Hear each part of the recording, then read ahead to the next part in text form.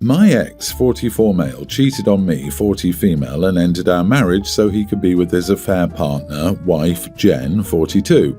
This happened several years ago when our kids were very young. My ex gets our kids 6 days a month. He works out of state frequently, so this was the most consistent schedule where our kids would be with a parent, me or ex, instead of being left with a babysitter or his wife. According to my ex and Jen, she's sterile and can never have kids. I never asked, but they offered this up in hopes I would share the kids with her more and encourage them to embrace Jen as their second mom. I have not done this, and I've told them we're not friends, and they are not to expect favours from me after going behind my back and doing what they did. Jen was someone I knew before learning the truth. She was dating someone in my ex's friend circle and made a point to get to know me. I found out why after. She was expecting us to be friends and would help me not to hate her afterward. I bring all this up because of what's currently going on. Jen was a big cheerleader in her youth and volunteers with local cheer groups. She wants my daughter, Tween, to get involved in cheer. My daughter told me about it the other week because Jen tried to make it go and my ex backed Jen on it.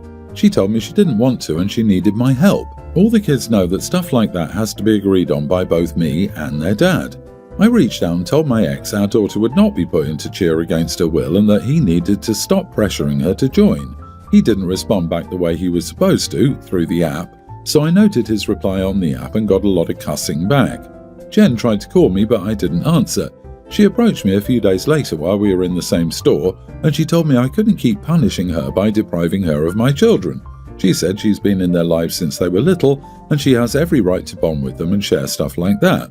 I told her she does not get to force my kids into stuff like that against their will. I walked away and she followed me around for a bit and told me how it was her dream to share cheer with a daughter and all that crap that I don't care about. I told her she should have a daughter of her own if she wants to share it and leave mine alone. She stopped following me after that and I heard from my ex a few times after saying I was cruel to say that to her when I knew she couldn't have children.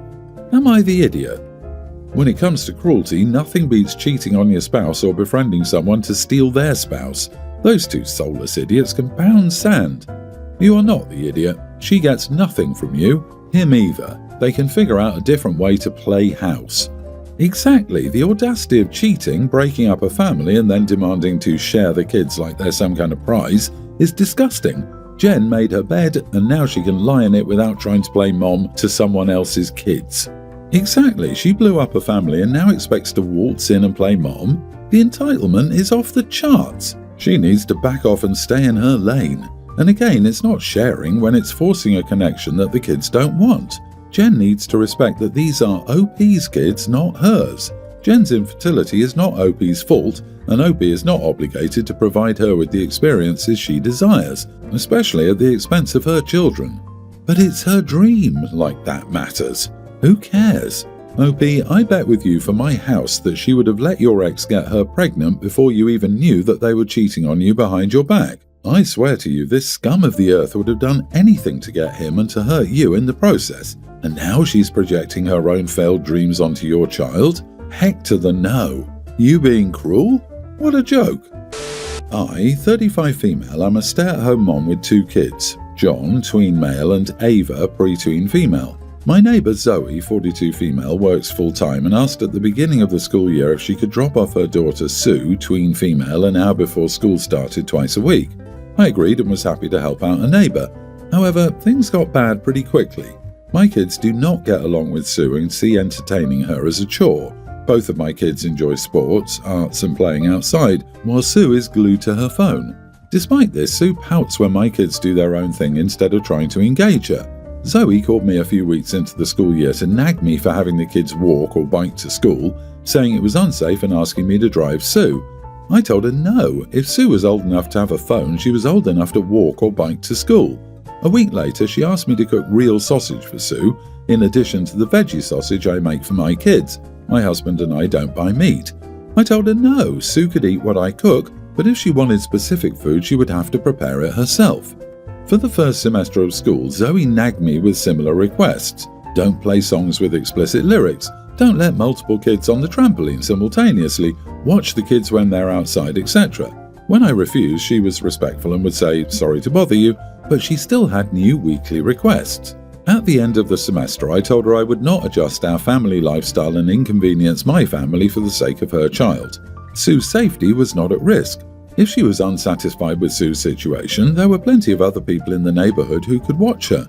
Zoe seemed really receptive, and I was hopeful that would be the end of her nagging.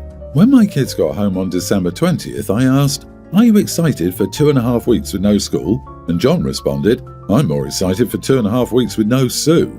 Ava nodded and giggled along. It broke my heart to know that they were happier to get a break from Sue than school. Just a couple of days ago, Zoe reached out to me thanking me for agreeing to watch Sue and asking if I could watch her a couple of afternoons a week in addition so Zoe could have some me time. I told her this would no longer work, our kids do not mesh well, and I didn't want to deal with more inappropriate requests. I thought Zoe might be angry, but instead she just begged me to watch Sue at least one morning a week. She apologized profusely and said I could parent however I wanted to. This made me feel bad because she genuinely needed my help and didn't know what she would do. I told her I know I could and that her apology was too little, too late. My husband and kids stand by my decision. Still, some of the other moms think I should have been more accommodating, saying I'm selfish, that moms help moms and I'll never know when I might need help. Does my refusal to help Zoe make me an idiot?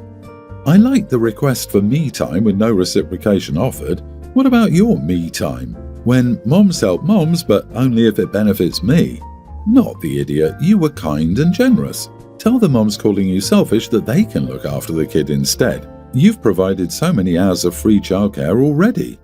Gen Xer here and latchkey kid, and I'm dying laughing. As a tween, I was riding my bike through the neighborhood, staying out for hours by myself and playing by a brook. I was responsible for my kindergartner sister when we got home from school until grandma or my parents would return. It sounds like she's a single mom. She really needs to be teaching her child life skills and independence if she doesn't have a nanny or babysitter or family member providing regular childcare. I feel like society has created this world of people who need help, dictating how that help looks. As long as the kids were safe, and they were, that was all that needed to be done. You are the idiot. Why were you cooking for, entertaining her kid anyway? 2 hours a week before school means her kid shows up dressed, fed, and ready for school.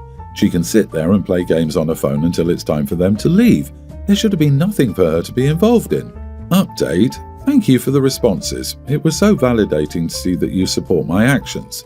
The moms in my neighborhood didn't, but at least a few hundred strangers on the internet did. I want to address why I initially agreed to help Zoe. In addition, I'd like to share some new developments. First, I want to give background. This shouldn't change the verdict, but hopefully it makes you think I'm less of a doormat. Zoe is married, but her husband works in the city 2 hours away and is hardly ever home, and Zoe herself works a demanding job with weird hours. They already paid a fortune for their nanny, so I was happy to lift some of the burden. She didn't pay me. This may sound snobbish, but my husband makes a lot of money, so a few extra dollars wasn't a huge deal. Plus, one of the things I enjoy most as a stay-at-home mom is getting to do these things for other families, so long as they're pleasant, and having a house full of happy kids. Not to get too personal, but I grew up in poverty with alcoholic parents. My parents struggled to put food on the table and our utilities frequently got shut off, so our neighbours' kindness often kept me fed, clothed, clean, and maybe even alive. So yeah, in retrospect, I shouldn't have agreed to do so much for Zoe for free, and I have learned from my mistakes, but hopefully, this can help you understand why I did it in the first place.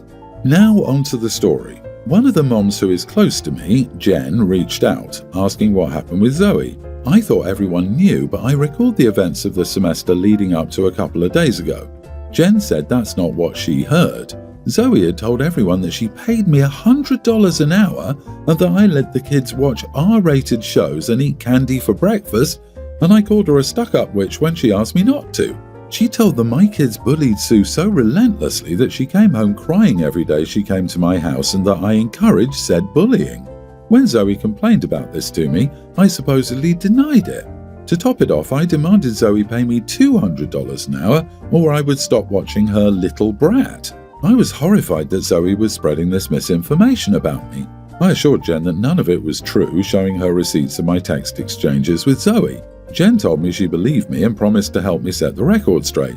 I just don't know what to do because none of the moms will talk to me, and all of the playdates John and Ava scheduled have been cancelled. I worry because even if we can convince everyone that Zoe is a liar, people will still be suspicious of me. My family has only lived in this town for a couple of years, and Zoe's family has lived here much, much longer. I can take my reputation being tarnished, but I worry, especially about my kids. I don't want their friendships to be ruined by some girl who can't accept my decision to not provide free childcare. My husband is from the US and I'm not, but we live in the US for now. I met my husband's parents when they visited us before our move to the US, and my father-in-law was great, but my mother-in-law was giving me all these warnings about how different the US would be from my home country and how I should prepare for a very different food experience. The first warning was about bread.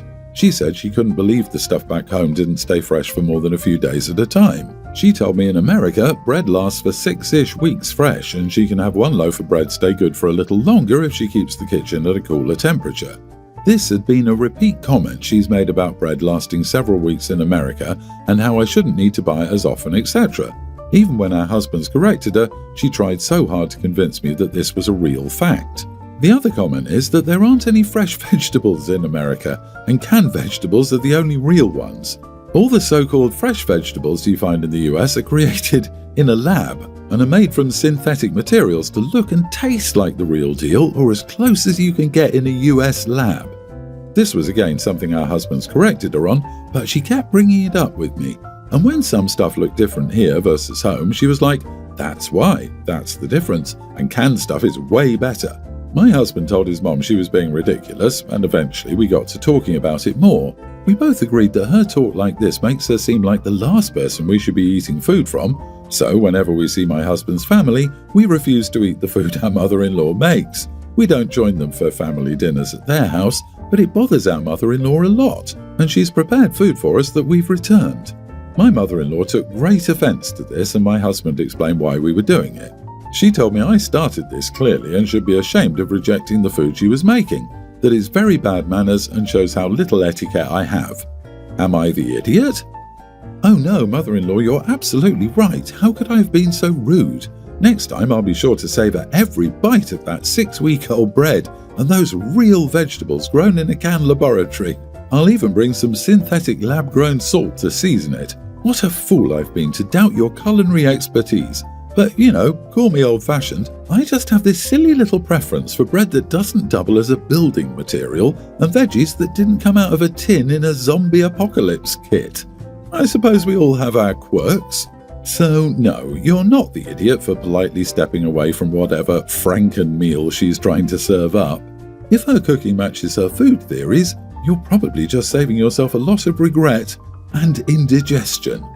I think it's time for the father-in-law to have the mother-in-law checked out by the doctors. I'm in the United States. I can't even get bread that lasts 1 week here. I mean, it might not get mouldy after 1 week, but it will definitely be hard as a rock. Please get her help. You can even call Adult Protective Services for advice and help on how to proceed. My sister, 23, lives at home and has a baby. She never moved in with her boyfriend because they live far from each other, and neither of them wanted to compromise. Her baby daddy never comes around. He's seen their son probably less than 30 days total of his entire life. And because of this, my sister has been treating me, 21 female, and my mom as his other parent. She expects free childcare constantly while she works and whatnot, and gets very upset when I hesitate about it. Because she doesn't want to send him to daycare, she'd be eligible to get free childcare in our state but doesn't trust it. And I love my nephew to death, but these are my child-free college years. I've been parentified and forced to play mommy for my little siblings for years, and just when they're getting to the age that they don't need me so much, I don't think I should be forced to step up and play mommy to another child who isn't mine. Especially when I'm on winter break for the next couple of weeks and just want to enjoy sleeping in way too late and being lazy before I'm thrown back into full-time college. This has been happening for 4 months at this point, though. So when she asked if I'd watched him tomorrow, I got a bit of an attitude, but ultimately I said yes. But to that, she got snappy with me and was like, "Why do you always act like that when you don't want to do it?" To which I got upset and responded, "Because he's not my kid and I shouldn't be expected to do this all the time." She got very angry at me and is now not talking to me at all and is surely going to weaponize my nephew against me. And to an extent, sure, I understand her anger. I know that you should be able to rely on your village, and I don't know if I'm in the wrong for not wanting to do this. But I'm so tired of taking care of other people's children all the time for free, even if I love the kids to death. I can't tell if I'm being selfish or not. Am I the idiot here? Girl, do realize you are not only ruining your life but also your sister's life every time you do a last-minute doormat favor for her. Your sister is not learning how to play real life and plan for her son's needs. What happens if you accept a job somewhere else? Get married and move to Europe or decide to float down the Nile for a year? What if your mother was not able to help? Stop enabling your sister to be a thoughtless parent. Go spend your break with a friend, aunt, uncle, grandparent, etc., and stop being available without being asked nicely in advance. I can't believe how many young women decide to have a baby with deadbeat losers. I also can't believe how many of them expect immediate family to take pseudo-parent responsibilities. It boggles the mind. I think the first and maybe one of the most important tasks as a mother is to try and choose the best father for your child. Yes, obviously, sometimes it doesn't work out. Maybe the guy seemed great but turned into a monster after having a baby, and that's really unfortunate. But if you know beforehand what a horrible, lazy, incompetent person they are, do not have a baby with this person. It isn't going to go well at all. You, and especially the child, deserve better.